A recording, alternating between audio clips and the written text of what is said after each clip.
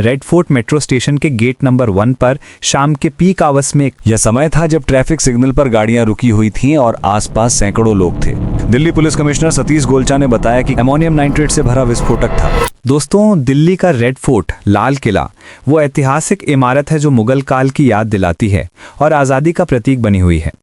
हर साल 15 अगस्त को यहीं से प्रधानमंत्री देश को संबोधित करते हैं। लेकिन 10 नवंबर 2025 को इस जगह के पास रेड फोर्ट मेट्रो स्टेशन के गेट नंबर 1 पर शाम के पीक आवर्स में एक कार धमाके ने सब कुछ बदल दिया। ये इलाका पुरानी दिल्ली का सबसे भीड़भाड़ वाला हिस्सा है। चांदनी चौक, बाजार, रिक्शा, टैक्सी, सब कुछ। शाम 6:50 के आसपास जब लोग घर लौट रहे थे, तभी एक Hyundai i20 कार में जोरदार धमाका हुआ। यह समय था जब ट्रैफिक सिग्नल पर गाड़ियां रुकी हुई थीं और आसपास सैकड़ों लोग थे। धमाके की आवाज 3 किलोमीटर दूर तक सुनाई दी। खिड़कियां टूट गईं और आग की लपटें आसमान छूने लगीं। यह घटना 10 नवंबर 2025 को ठीक 6:52 पर हुई। दिल्ली पुलिस कमिश्नर सतीश गोलचा ने बताया कि कार स्लो मूविंग थी और सिग्नल पर रुकी ही थी जब धमाका हुआ। कार में अमोनियम नाइट्रेट से भरा विस्फोटक था जो एक फिडाइन अटैक जैसा लग रहा है।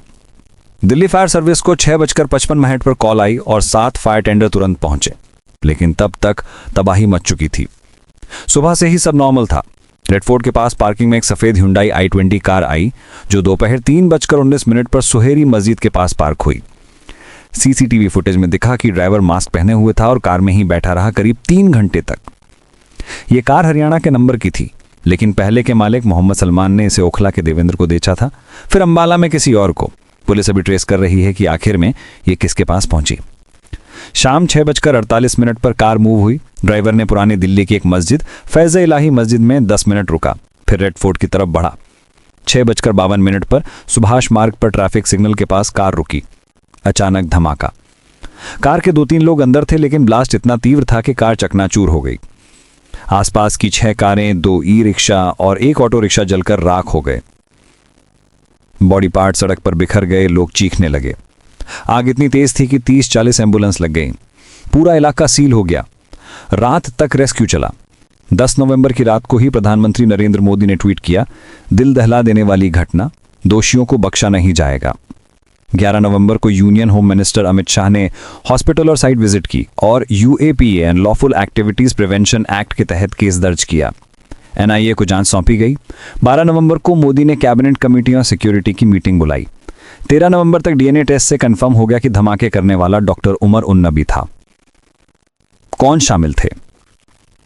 संदिग्धों के लिए दोस्तों यह अकेला काम नहीं था। जांच में कई नाम सामने आए। मुख्य आरोपी डॉक्टर उमर उन नबी पुलवामा जम्मू कश्मीर का रहने वाला। वो MBBS ग्रेजुएट था। अल फलाह यूनिवर्सिटी में असिस्टेंट टीचर, जैश ए मोहम्मद से लिंक्ड और फिडाइन अटैक का मास्टरमाइंड। DNA से कंफर्म उसका पैर स्टीयरिंग पर फंस गया था। सैंपल मां से मैच। अन्य संदिग्ध फरीदाबाद से doctor Shaheen Shahid, explosive supply में शामिल, लिबरल व्यूज वाली डॉक्टर। जैश ए मोहम्मद का हैंडलर, पाकिस्तान से संचालित। प्लान बड़ा था। राम मंदिर, काशी विश्वनाथ, कॉन्स्टिट्यूशन क्लब जैसे टारगेट्स पर 26/11 जैसा अटैक, लेकिन रेड फोर्ट पर ही फेल हो गया। पीड़ित निर्दोषों की कहानी। सबसे दर्दनाक हिस्सा निर्दोष। मृतकों की संख्या 13, घायल 20, ज्यादातर गरीब रोजगार करने वाले। नाम अशोक कुमार, 34 साल, Amroha, UP, DTC bus conductor, घर लौट रहा था। अमर कटारिया, 35 साल, दिल्ली, दुकानदार, परिवार से बात कर रहा था जब फोन मिला साइट पर। Mohsin, Meerut, e rickshaw driver, missing. Lokesh, Hasanpur, Amroha, taxi driver. Dinesh Mishra, 34, Shravasti, रिश्तेदार से मिलने आया था। पंकज, 22, दिल्ली, उबर driver. Mohammad जुमान, e rickshaw driver, missing. बाकी नाम अभी आइडेंटिफाई नहीं हुए हैं, लेकिन सबकी कहानी एक जैसी। शाम की भाग दौड़ में फंस गए। LNJP हॉस्पिटल में घायलों से मिले मोदी ने कहा, सख्त कार्रवाई होगी। यह सिर्फ एक ब्लास्ट नहीं बल्कि स्लीपर सेल का काम था। जैश ए मोहम्मद जैसे ग्रुप्स डॉक्टर्स, टेक्नीशियंस को यूज कर रहे हैं, एजुकेटेड रेडिकल्स। प्लान 26/11 जैसा था, लेकिन इंटेलिजेंस ने पहले ही फरीदाबाद रेड किया।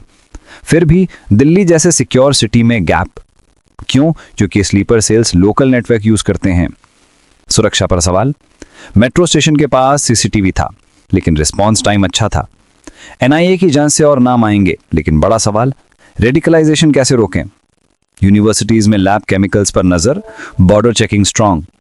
ये घटना बताती है कि टेररवाद का कोई धर्म नहीं, लेकिन हैंडलर्स पाकिस्तान से। भारत की सिक्योरिटी एजेंसीज अलर्ट हैं, लेकिन हमें भी जागरूक रहना होगा।